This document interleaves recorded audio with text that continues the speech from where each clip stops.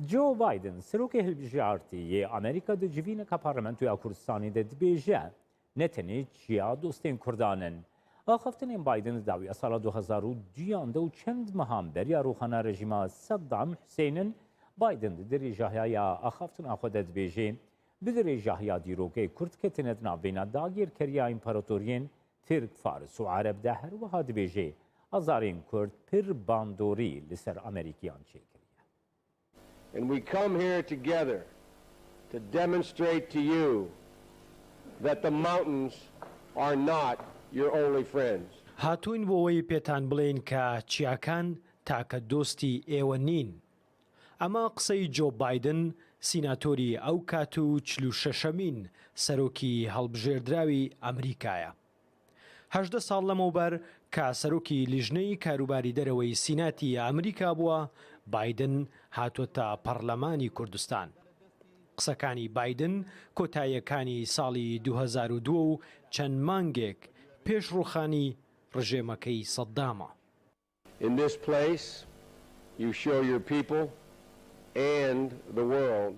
لێرەوە لەم شوێنە ئێوە نیشانی هەموو جیهانی دەدەن کە دەتوانن داهاتوویەکی دیموکرات بۆ خەڵکی خۆتان بنیاد بنێن.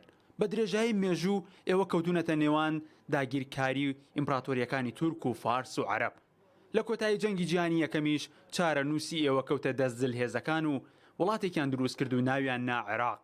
هاتوونەتە ئێرە بۆ ئەوەی دان بەوەدا بنین کە ئێوە زۆر ناسۆریتان چەشتووە و لە ڕابردووی زۆر دووریش نا لە دەستی سەدام حوسێن کیمیاباران و ئەنفال و کۆمەڵ کوشکران و ژن و منداڵ و پیر و گەنجتان دەربەدەر کران. That your tomorrows will be better than your yesterdays. بايدن لە وتارەکەیدا دەڵێ ناسۆریەکانی کورد زۆر کاریگەری لە ئەمریکیەکان کردووە و ڕێزم هەیە بۆ ئازایەتی و شەرەفمەندی ئێوە. دڵنیام داهاتووتان زۆر لە ڕابردوو باشتر دەبێت. دوای 18 ساڵ ئەو سیناتۆرە ئەمریکی و دۆستی نزیکی کورد هەڵبژاردننی سەرۆکایەتی ئەمریکای بردەوە و دەبێتە 46مین سەرۆکی ئەمریکا. هەر لەگەڵ ڕاگەیاندنی وتاری سەرکەوتنیدا سەرۆک بارزانی پیرۆزبایی لێکرد و ڕایگەیاند. بە گەرمی پیرۆزباییت لێ دەکەم. دۆستی من سەرۆکی هەڵبژێردرا و جۆ بايدن. ئومێدەوارم کە دنیای ئازاد لە ژێر سەرکردایەتی ئێوەدا ئاشتی و خۆشگوزەرانی زیاتر بە خۆیەوە ببینێت. بايدن چەندین جار سەردانی کوردستانی کردووە وەک سیناتۆر و جێگری پێشووی سەرۆکی ئەمریکا. کورد چاوی لەوەیە کە وەک سەرۆکی داهاتووی ئەمریکاش جارێکی دیکە لە کوردستان پێشوازی لێ بکەنەوە. سیاسی و شارەزایان و دۆستەکانی کورد دەڵێن ڕاستە بايدن دۆستی کوردە و دۆزی کورد باش دەناسێت. بەڵام لەگەڵەوەشدا ئەمریکا وڵاتێکی دامەزراوەیە و پێویستە کورد لەم کاتە هەستیارەدا هەموو هەوڵی خۆی بدات بۆەوەی لە ڕێگەی لۆبیەکی بەهێزەوە دۆزی ڕەوای خۆی بگەێنێتە کۆنگرێس و سینات و ئەندامانی ئیدارەی داهاتووی ئەمریکا و هەردوو پارتی کۆماری و دیموکراتەکان. بۆەوەی پاڵپشتی لە دۆزی کورد لە ئیدارەکەی بايدندا دەنگێکی بەهێز بێت لەسەر ئاستی هەرسێ دەسەڵاتەکەی ئەمریکا. نەریمان هەورامی کوردستان 24.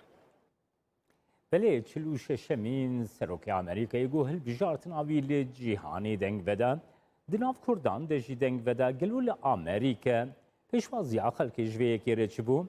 هەفکاری من شاندەری کوردستان 24 هەوار عەبدولڕەزاق لە واشنگتن لە پێشا کۆشکا سپیە هەوار دڵخۆشیەک ئەس کارم شتەرە بێژم بەر فەرەح جیهانی. هەروەها لە کوردستانی ژیش بووی هەڵبژاردنە سەرۆک جۆ بايدن هاتە دەست نیشانکردن لە ئەمریکا چاواتی پێشوازیکردن لەسەر عەردەی چاوایە ئاگاهداریان شتە وەربگرن فەرمووە.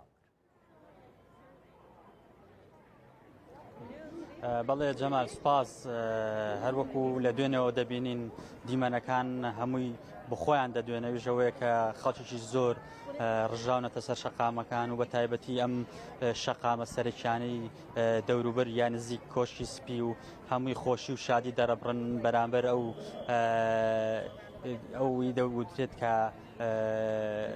دوای 4 ساڵ لە گرژی و ئاڵۆزی و ناکۆچیەکان